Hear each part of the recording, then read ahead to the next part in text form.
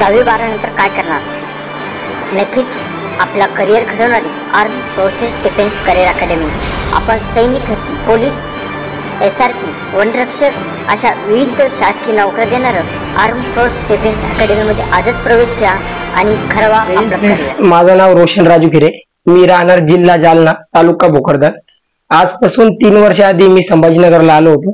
तेव्हा मी एका अकॅडमीला ऍडमिशन घेतलं NDA साठी आणि 3 वर्षात मला तिथं काही रिझल्ट आला नाही. लगभग मी तिथे 3 ते 4 लाख रुपये भरले. त्यानंतर मी असंच एका दिवशी व्हॉट्सअप बघत होतो, तेव्हा मी सरांचं स्टेटस बघितलं की प्रेम सरांचं त्यांनी arm force defence career academy म्हणून अकॅडमी टाकली होती. मग मी त्यांच्याकडे येऊन ऍडमिशन घेतलं. अवघ्या खूपच कमी फीज मध्ये माझं इथे ऍडमिशन झालं आणि मला लगभग आज या अकॅडमीत येऊन 6 ते 7 महिने होत आहे आणि 7 महिन्यात मी इथं 3 पेपर काढलेत, जसे की प्रमाणे SSC CHSL, वनरक्षक आणि SSC JD. आणि मी त्या अकॅडमीमध्ये 2.5 ते 3 वर्ष राहिलो आधी, पण तिथे माझा एकही पेपर निघाला नाही आणि ते 6 महिन्यात मी 3 पेपर काढलेत. आणि मी तुम्हाला शेवटी एवढं सांगू इच्छितो की मी ज्या ठिकाणी फसलो तसं माझ्यासारखे खूपसे माझे लहान भाऊ, मोठे भाऊ असतात, ते फसतात. कृपया करून तसं कुठेही फसू नका. योग्य मार्गदर्शन घ्या आणि योग्य ठिकाणी ऍडमिशन घ्या. धन्यवाद. मी वैभव परमेश्वर देशमुख, राहणार वाणी पिंपळगाव, तालुका पालम, जिल्हा परभणी. मी काही दिवसापासून आपलं डिफेन्सची तयारी करीत आहे, तरी काही यश मिळत नव्हतं. परंतु काही माझे नातेवाईक आहेत, त्यांनी अकॅडमी सल्ला दिला. त्याच्यामुळे मी छत्रपती संभाजीनगर इथे academy arm force defence career अकॅडमीमध्ये आलो. तरी इथे येऊन मी कमीत कमी 3 पेपर दिले, तरी 3ही पेपरमध्ये पास आहे. आणि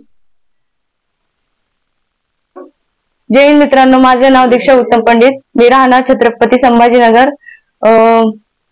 माझे वडील हमाली करतात व माझी आई भाजीपाला विकते.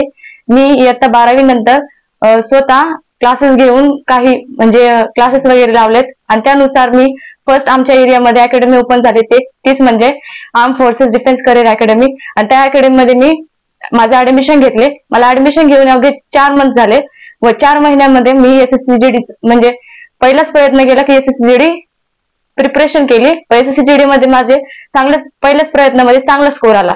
तर मित्रांनो, मी खूप खुश आहे आणि अशाच प्रकारे तुम्ही पण चांगल्या अकॅडमीमध्ये ऍडमिशन करा. जय हिंद, जय महाराष्ट्र. माझं नाव गणपत संजय सोनटक्के, मी राहणार छत्रपती संभाजीनगर. मी अकॅडमी जॉईन केली. अकॅडमीचं नाव arm force defence career academy. तर माझी परिस्थिती इतकी कठीण आहे की नाही का, माझे स्वतः एकटा आहे.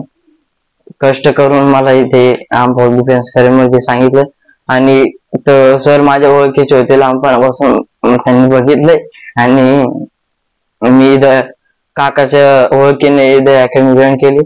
आणि माझी मम्मी स्वतः इतकी कष्ट करून मला व माझ्या बहिणीला आणि माझ्या भावाला इतकं कष्ट करून मला इथं आणलं आणि मला माझ्या मम्मी पप्पाचे स्वप्न पूर्ण करायचे आहे.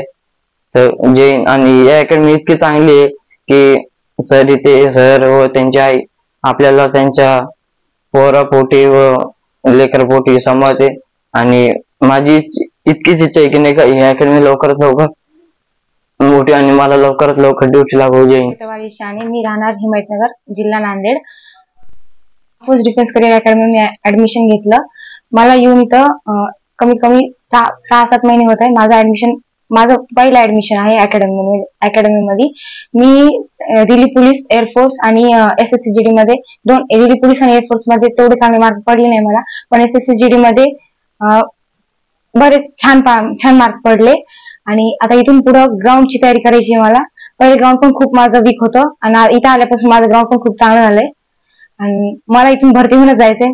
आई वडिलांचं स्वप्न पूर्ण करायचं. मी निलेश गौतम दिवेकर, राहणार पुसद, जिल्हा यवतमाळ. मी या अकॅडमी मध्ये किमान 4 महिन्यापासून आलेला आहे आणि मी आता सध्या जी मागची SSC JD ची जी एक्झाम होती ती क्लिअर केली आहे. त्याच्यामध्ये मला खूप चांगले मार्क मिळाले आहेत. फर्स्ट अटेम्प्ट होता माझा. आणि या अकॅडमीची माहिती मी गुगल वरून बघितली. माझ्या दिदीने माझं इथं ऍडमिशन केलं आणि माझे मम्मी पप्पा हे दोन्ही पण कंपनीमध्ये काम करतात आणि ते मला शिकवतात आणि त्यांचं स्वप्न मला पूर्ण करायचं आहे. मित्रांनो, तुम्ही पण ऍडमिशन घ्या. या अकॅडमी मध्ये खूप चांगलं आहे आणि इथं जेवणाची, राहण्याची खूप चांगली व्यवस्था आहे. मित्रांनो, मी Prem Pandit, arm forces defence career academy संचालक, छत्रपती संभाजीनगर. 1 वर्षापासून मी अकॅडमी चालवतोय. वर्षभरामध्ये बरेच विद्यार्थी माझे सरकारी नोकरीच्या मार्गापर्यंत आहेत. आतापर्यंत 2 विद्यार्थी सरकारी नोकरीला जॉईनही झालेत.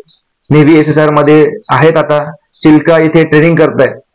आपल्या अकॅडमीमध्ये जेवढ्याही शासनाच्या भरत्या आहेत 10वी आणि 12वी बेसवर निघणाऱ्या केंद्र शासन आणि राज्य शासनातल्या, जसं की केंद्र शासनामध्ये army, navy, air force, CISF, BSF, ITBP, Assam rifle, SSF, SSB, DRDO इतर बऱ्याच जागा असतात. म्हणजे सांगता 1 तास लागेल एवढ्या जागा निघतात केंद्र शासनांतर्गत 10वी आणि 12वी बेसवर. त्याच्या सोबत राज्य शासनांतर्गत निघणाऱ्या ज्या जागा आहेत त्याही जागा अशा आहे की जसं महाराष्ट्र पोलीस, SRPF, वनरक्षक, आरोग्य विभाग, महानगरपालिका, तलाठी, ग्रामसेवक, त्याच्यानंतर दारूबंदी पोलीस, जेल पोलीस, अशा इतर भरपूर जागा आहेत.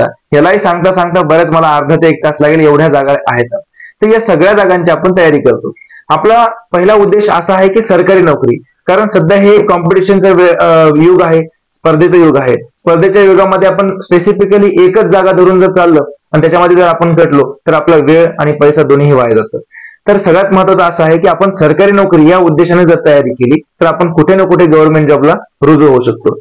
तसंच त्याच्यामध्ये जसं की आपण इथून पुढे आधी 10 वर्ष आधी जर विचार केला तर बरेच मुलं विचार करायचे की मला कलेक्टर बनायचे, IPS IAS बनायचे किंवा पोलीस बनायचे, तर ते 100% त्यांच्या ध्येयापर्यंत पोहोचत होते. पण आजची वेळ ही नाहीये, कारण आज कॉम्पिटिशन जास्त आहे, जागा कमी आहे.